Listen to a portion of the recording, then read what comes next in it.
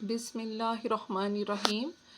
Student, आज हम chapter number 4 first year का चैप्टर नंबर 4 और क्वेश्चन नंबर 4.12 कर रहे हैं एक्सरसाइज का। ठीक है, हमारे पास the scores obtained by 5 students on a set of examination paper were 70, 50, 60, 70, 50।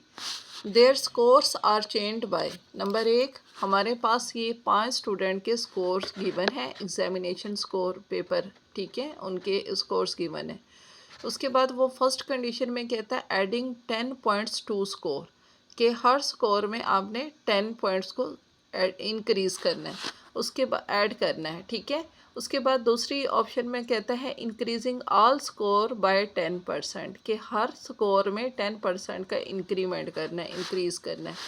What effect will this changes have on mean and standard deviation. तो इन चेंजेस की वजह से हमारा मीन और स्टैंडर्ड डेविएशन पे क्या इफ़ेक्ट पड़ता है, ये हम सॉल्यूशन की तरफ चलते हैं स्टूडेंट।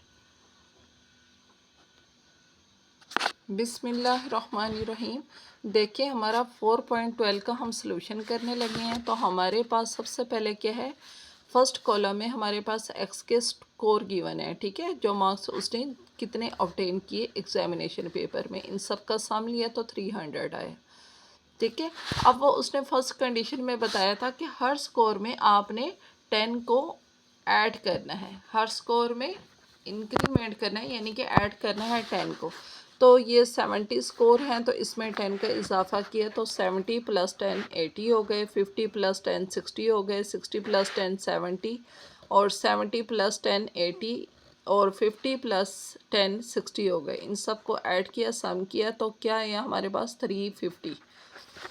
अब दूसरी कंडीशन में वो खुद कहता है, अब देखें, ये हमारे पास x है, ये जो हमने इजाफा किया, ऐड किया, ये y है, और z तीसरी कंडीशन वो हमारे पास, यानी कि एक तो हमारे पास ओरिजिनल डाटा गिवन था जिसको हमने x का नाम दिया। नंबर फर्स्ट कंडीशन में वो कहता है हमारा जो डाटा हमें गिवन था उसमें हर वैल्यूज़ में, हर स्कोर में आपने 10 को ऐड करना है। ये हमने y का नाम दिया इसको, और z का नाम दे रहे हैं। वो कहता है हर स्कोर वैल्यू में 10% का इंक्रीमेंट करना है। तो x + 10% इंक्रीमेंट क्या बनेगा, यानी कि 70 का हम 10% निकालें। आए हम यहाँ पे रफ भी करके देखते हैं। 70 × 10 डिवाइडेड बाई 100। ठीक है, 10% का इजाफा कर रहे हैं, 0 0 से कटा, ये 0 इस 0 से कटा, तो 7 1 द 7। तो इसका इंक्रीमेंट करने से, यानी कि 70 का 10% क्या होता है, 7 होता है। तो 70 + 7 क्या आ जाएगा, 77। इसी तरह से 50 स्कोर का 10% निकाला, तो इसका आंसर सेम उसी फार्मूले से, यानी कि 50 × 10/100, 0 0 से कटा, ये वाला 0 इस साइड से कटा, 5 1 द 5। तो 50 का 10% 5 निकलता है, तो 50 में 5 का इजाफा किया तो 55।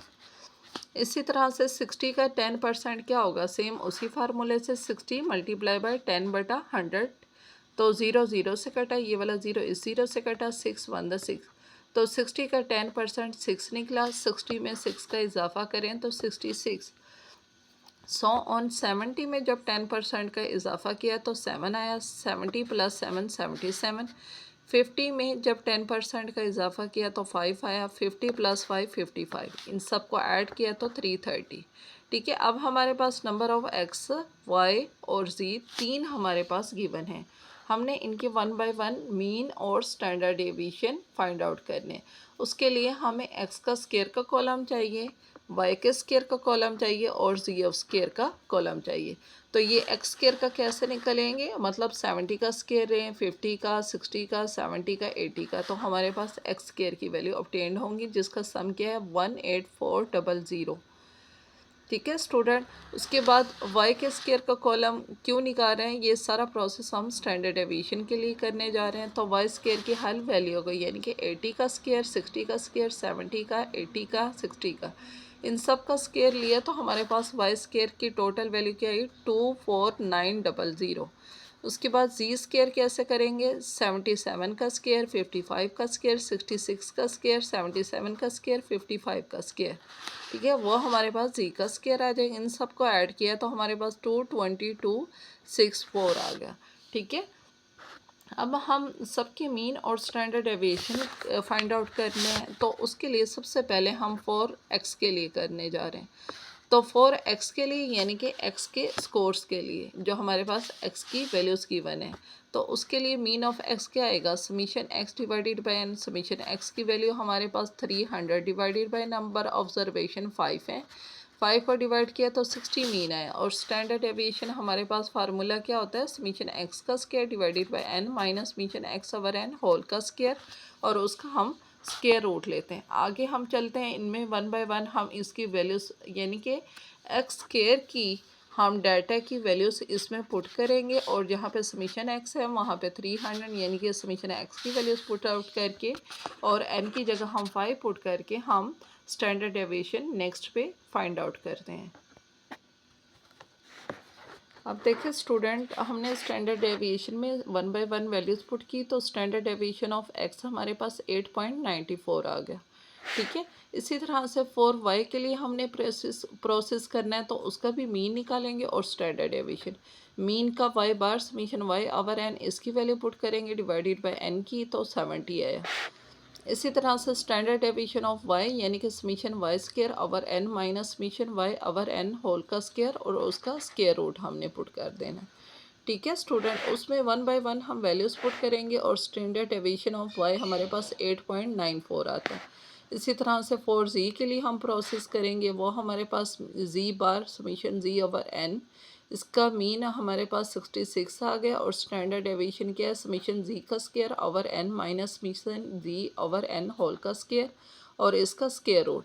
तो स्टैंडर्ड डेविएशन ऑफ जी की वैल्यू हमारे पास आई 9.84। तो गैस यहाँ पे हमने तीनों का अलग-अलग वन बाय वन मीन भी निकाला है और स्टैंडर्ड डेविएशन। तो देखें तीनों में देखें मीन तो डिफरेंट है, लेकिन स्टैंडर्ड डेविएशन सबका सेम आता है।